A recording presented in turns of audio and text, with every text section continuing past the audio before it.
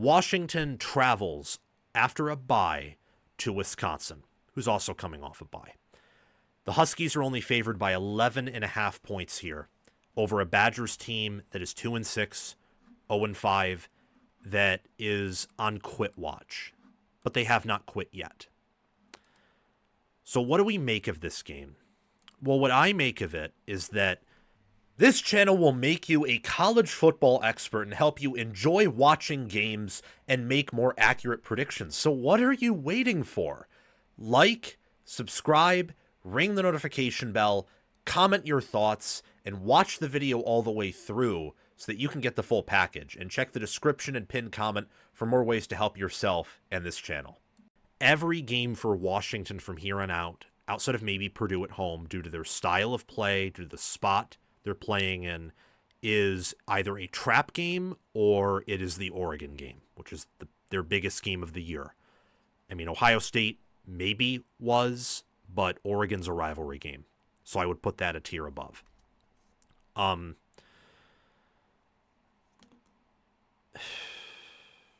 What do I think about this?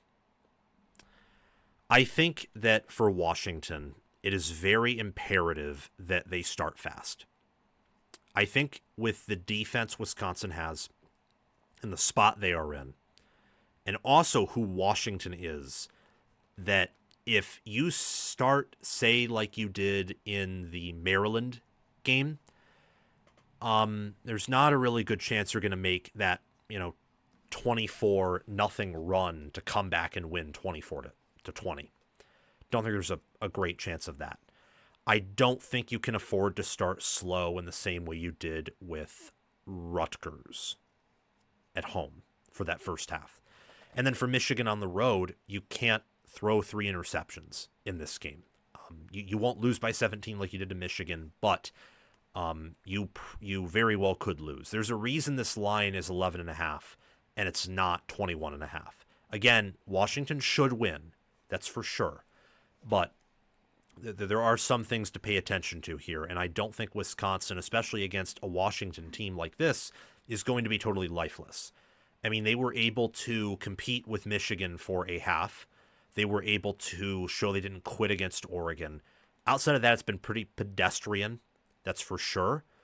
But I don't know.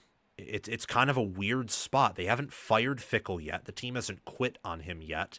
And I think it's very likely they'll lose out. And if they don't, they're probably only getting, an additional win to their already 2. This is a tricky spot for Washington, having to travel out here.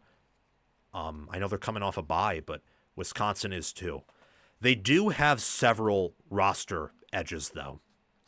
I think they have the better QB, obviously, with DeMond Williams Jr.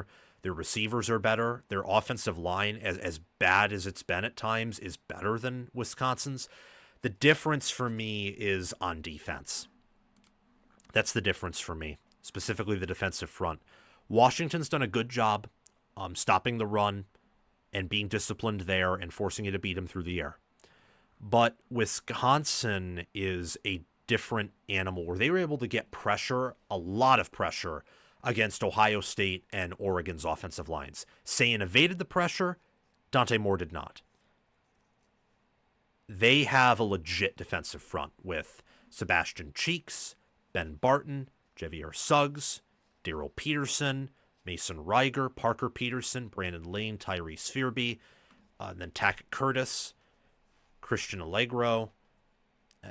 They run a 4-2-5, 3-4, 3-3-5 defense. It's a very interesting defense that Tressel runs. They can really go multiple with it because of what they did in the portal, bring in a lot of additions, especially in the D line, and how all of them have panned out. They have a really deep defensive line, and I worry about Washington's offensive line going up against that unit. But they have the better overall team, and they can actually put points on the board. So I do expect Wisconsin to cover and actually make it interesting, but I do believe Washington will escape with a win. If not, they won't escape, but they'll just win by 10, and it'll be uncomfortable, but a win is a win here, especially when you're traveling across the country.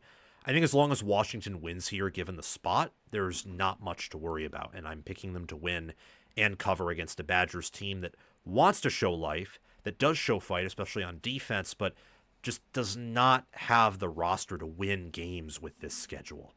It's been very rough for the Badgers, and as I have mentioned in every Wisconsin video, I think they need to part ways with Fickell at the end of the year and athletic director Chris McIntosh.